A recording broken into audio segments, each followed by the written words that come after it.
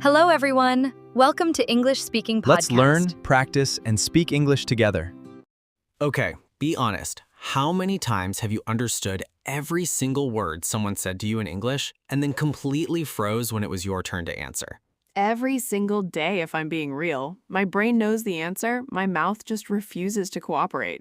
That's not a vocabulary problem, that's a brain training problem, and today we're going to fix it step by step. Hey everyone, welcome back. I'm Olivia. And I'm Alex. Today's topic is one you've asked us for again and again, how to train your brain to speak English effortlessly with daily practice that actually gives you real results. Not tricks, not shortcuts, a real method you can start using in the next 5 minutes right where you're sitting. So let's get into it. No long introduction, just straight into the method. Why your brain freezes. Can I tell you something a little embarrassing? Please, go ahead. Last week, someone asked me a really simple question in English, and I knew the answer perfectly in my head, but my brain just went blank for 3 seconds. My face probably looked so confused. That happens to almost every learner. And here's exactly why. Your brain is doing 3 jobs at once when you try to speak. It's translating from your first language, checking grammar rules in the background, and searching for the correct word at the same time. That's genuinely a lot of work for one moment. Way too much work. So it's not that you don't know English, Olivia. It's that we're asking our brain to run a translation exam in real time, under pressure, while someone is staring at us waiting for an answer. No wonder it freezes. Exactly. So how do we fix that? We stop training our brain to translate and we start training it to react instantly instead. How the brain actually learns to speak. Think about how you learned to catch a ball as a kid. Nobody sat me down and explained the physics first. Right, nobody said calculate the angle and the speed of the object before you move your hand. Your hands just learned through repetition. Miss, catch, catch. Your brain built the skill through action, not through rules written in a book. And you're saying speaking English works exactly the same way. Exactly the same way. If you only study grammar books and vocabulary lists, your brain collects rules, but it never builds the reflex to use them quickly. You need repetition of real spoken sentences until your mouth reacts almost automatically. So less studying silently, more doing out loud. Less memorizing charts, more repeating full sentences with your own voice. That's really the entire shift in thinking. Stop translating. Use ready-made phrases. Okay, give our listeners something they can use today, right after this video ends. The biggest drain on your brain is translating word by word. Instead, learn full phrases as one single block so your brain doesn't have to rebuild them from scratch every single time you need them. Give me an example. Instead of thinking, I am a little busy, just store the whole phrase ready to go. I'm a bit tied up right now. Ooh, I actually really like that one. Or instead of slowly translating, I don't know how to say this, just keep, I'm not sure how to put this, sitting ready in your pocket. What about when you agree with someone in a conversation? That works for me. Or I'm on the same page. You don't build those from single words in the moment. You grab them whole, like a tool from a toolbox you already packed. So we're not really learning individual words anymore. We're collecting ready-made tools. Exactly. And every single day you use one of those tools, it gets a little sharper and comes out a little faster. Shorts moment, the one-line fix. Quick tip for anyone watching just this part as a short clip.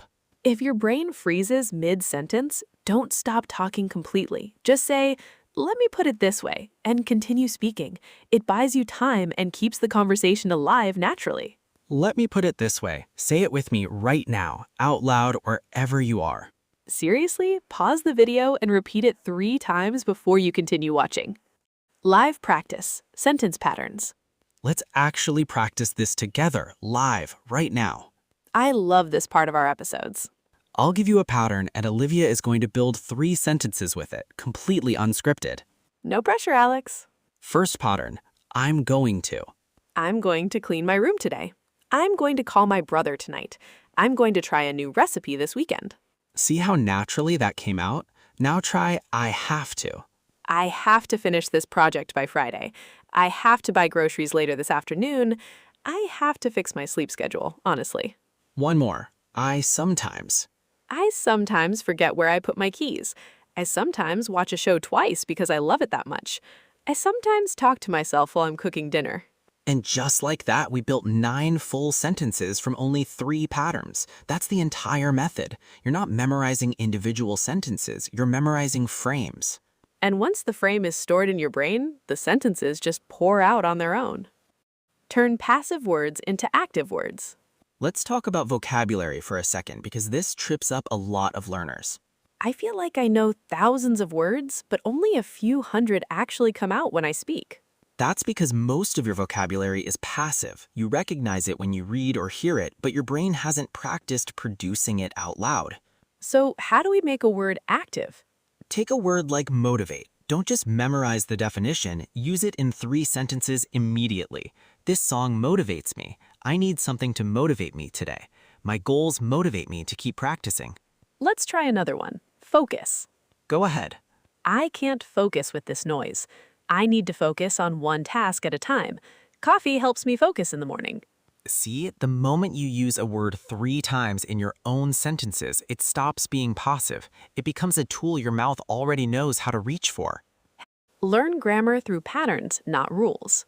What about grammar? People get really anxious about tenses. Instead of memorizing rules, practice one verb across simple time frames. Take the verb travel. I travel a lot for work. I traveled to Goa last year. I will travel to Manali next month. Let's try read. I read every evening before bed. I read 3 books last month. I will read a new one this weekend. You just used past, present, and future correctly without thinking about a single grammar rule. Your brain absorbed the pattern by using it, not by studying it.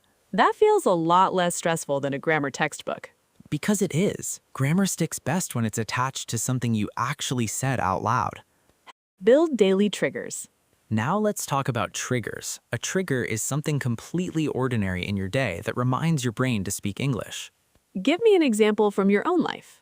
Every time my alarm goes off, before I even get out of bed, I say one sentence out loud. Today is going to be a good day. That's it. Just one line every morning. I do something similar with my morning coffee. While I'm making it, I describe what I'm doing. I'm boiling water. I'm adding 2 spoons of coffee. This smells amazing already. What about the doorbell? Every time the doorbell rings, I say, "Someone's here," before I open the door. It sounds a little silly, but it genuinely works. It's not silly, it's smart. You're turning boring automatic moments into free practice. And during my commute, I describe the street out loud in my head. Traffic is heavy today. That building looks new. I need to hurry a bit. These triggers cost you 0 extra time in your day. You're already doing the activity, you're just quietly adding English on top of it. The shadowing method. Let's talk about shadowing because a lot of people in our comments ask about this. Shadowing means listening to a short piece of English and speaking it back almost at the same time as the speaker, copying their rhythm and tone as closely as you can. Not just copying the words themselves. Right, you're copying the music of the sentence, where the voice goes up, where it slows down, where the stress falls on certain words. How should someone actually start with this? Pick something short, maybe just 10 seconds long. Play it, pause it, repeat it out loud exactly as you heard it. Then play it again and try speaking along with it live at the same time. What if it feels way too fast at first? Then slow it down or choose easier audio to start with. The goal isn't to understand every single word immediately. The goal is training your mouth and your ear to move together as one system. It's almost like singing along to a song before you even know the lyrics properly. That's actually a perfect comparison. You copy the sound first and the meaning follows naturally afterward. Talk to yourself like a coach. Here's a habit that feels strange at first, but honestly works fast. Talk to yourself in English throughout your day. People definitely think that's weird when I tell them.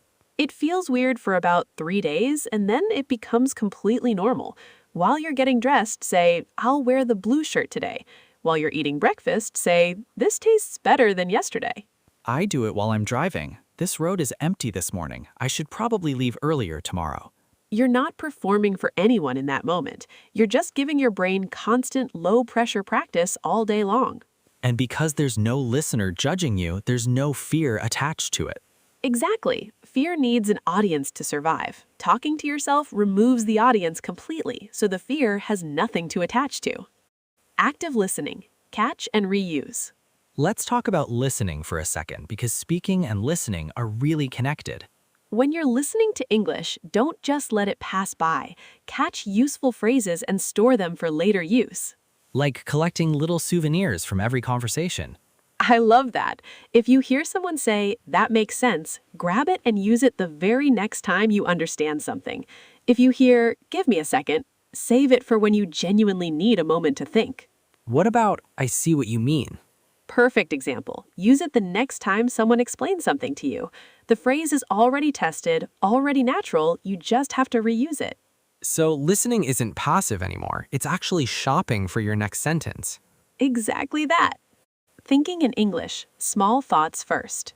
People always ask us, how do I start thinking in English instead of translating? Start incredibly small. Don't try to think about big ideas in English right away. Just narrate the tiny things around you. Like what exactly?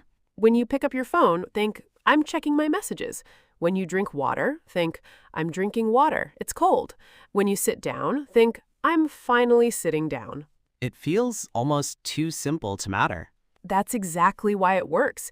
You're not translating those thoughts from your first language. You're forming them directly in English, in the moment, attached to something real happening right in front of you. I sometimes name objects around my room too. Lamp, curtains, charger, mirror. Then I build one sentence from it. My charger is on the table next to the lamp. That's a brilliant habit. You're connecting English directly to your world instead of routing it through translation first. Simple daily topics to practice. One mistake learners make is thinking they need deep, complicated topics to practice speaking. I definitely used to feel that way, like I had to discuss news or philosophy to make it count. Honestly, simple daily topics build much stronger habits early on. Talk about your street. Talk about your favorite season. Talk about the gadgets on your desk. Let's try one live. My favorite season. Go for it. I love winter the most. The mornings are cool and quiet. I enjoy wearing warm sweaters.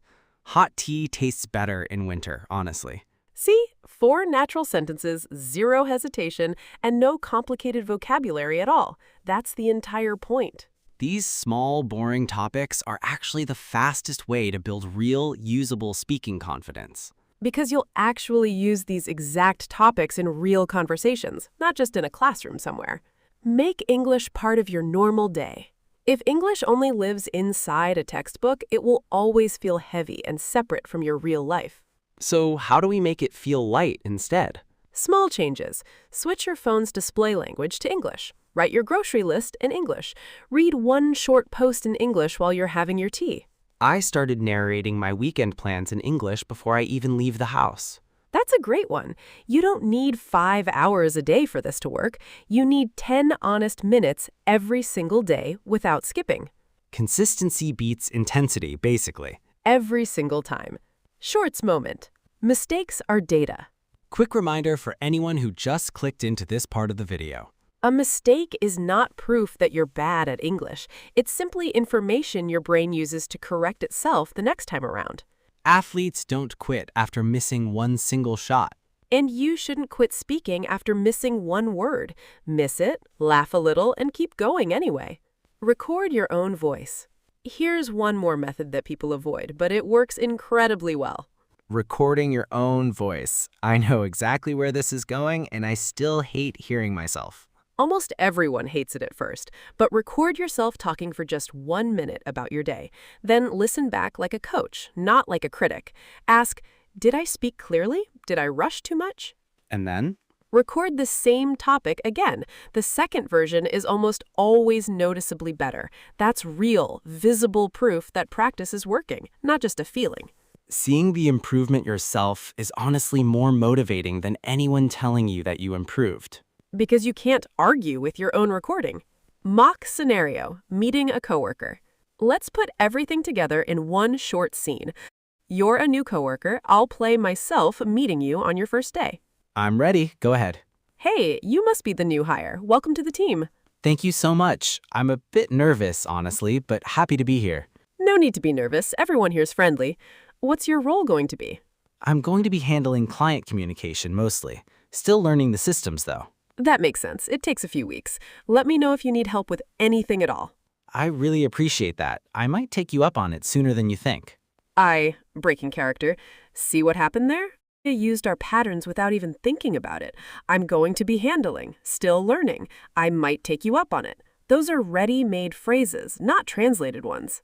Honestly, it felt completely natural, not like a rehearsed script at all. That's the entire goal. When the patterns are trained deeply enough, real conversations start to feel just like that scene. Real story. Meera from Jaipur. Let's share a story. Let's tell them about Meera. Meera is from Jaipur. She could read English news easily and understood movies without subtitles, but in work meetings, she stayed almost completely silent. Sounds painfully familiar to a lot of us. She started small. Every night before bed, she spoke for 2 minutes about her day, out loud, alone in her room. Just simple lines. Today was busy. I finished my report. I felt proud of myself. 2 minutes doesn't sound like much at all. It isn't, but she did it every single night without missing one. After 3 weeks, she noticed something. In a meeting, when her manager asked her a question, an answer came out before she had even time to feel nervous. Her brain had already built the reflex through repetition. Exactly. She didn't suddenly get smarter overnight. She got faster because her brain had already quietly rehearsed hundreds of small sentences alone in her room. Real story. Karan from Lucknow. Now, Olivia, tell them about Karan. Karan loved English songs and used to sing along without understanding half the words. One day, he decided to actually study the lyrics of his favorite songs and repeat the lines out loud, almost like a shadowing exercise. Smart. Using something he already genuinely enjoyed doing anyway. Within a few weeks, he noticed his pronunciation of certain sounds, like the TH sound, became much clearer just from repeating those song lines every single day. Because he wasn't forcing the practice, he was actually enjoying it the whole time. And enjoyment is really what makes a habit last long enough to actually change how your brain works. Speaking without fear. Emergency phrases. Let's talk about fear for a moment because it stops more learners than grammar ever will. What's the biggest fear you hear about from our audience? What if I forget the word right in the middle of a sentence? That fear alone keeps people silent for years sometimes. So what do we do instead of panicking in that moment? Keep a few emergency phrases ready at all times. Sorry, one more time? How do you say this in English? I mean to say something like this. Give me a second, I'm thinking. Those phrases buy you time without breaking the flow of the conversation. And here's the real secret. Native speakers use these exact phrases constantly too. Nobody speaks in perfect, ready-made sentences all the time, not even them. So needing a moment to think doesn't mean you've failed at anything. It means you're communicating like a real person, not reciting a textbook line. When someone speaks too fast. What do we do when the other person speaks really fast and we just can't keep up? This is common, and there's no shame in it at all. You simply say, "Could you slow down a little, please?" It's a completely normal, polite request. I used to think asking that made me look weak somehow. It actually makes you look confident because you're controlling the conversation instead of quietly panicking through it. You can also say, "I caught most of that, but could you repeat the last part?" That way, you're not losing the whole conversation, just asking for one small piece again. Exactly. Confident speakers manage conversations. They don't just survive them. The 7-day brain training challenge. Let's give everyone a simple plan they can start today, right after watching this. I genuinely love a good challenge like this. Day 1, introduce yourself out loud. Your name, your city, your job, and one hobby. Day 2, describe your weekend plans in 5 simple sentences. Day 3, talk about your favorite show or hobby for a full minute without stopping. Day 4, describe your dream trip, where you'd go and exactly why you choose it. Day 5, talk about your family using simple, comfortable sentences. Day 6, describe one goal you're currently working towards. And Day 7, look back and describe how your whole week actually went. 7 days, just a few minutes each day, and your brain has already built dozens of ready-to-use sentences it can pull from instantly. Real wins, real results. One last thing before we wrap up today. Stop measuring yourself against perfection. If you spoke 8 sentences today without stopping to translate, that's a real win. Write it down if that helps you. If you used one new phrase you learned last week, that's a win too, even if it felt small. Real results don't arrive in one dramatic movie-style moment. They arrive quietly, sentence by sentence, day by day, almost without you noticing. And one day you'll suddenly realize you answered a question in English before you even had time to feel nervous about it. That's really the entire goal of this method. Not perfect English, just a brain that reacts instead of freezing. If this helped you even a little today, practice one pattern from this episode out loud right now before you close this video. Do it while it's still fresh in your mind. Your brain remembers what it repeats, not what it just heard once and forgot. See you in the next episode, and keep that streak going. Keep practicing, and we'll keep training with you every single week.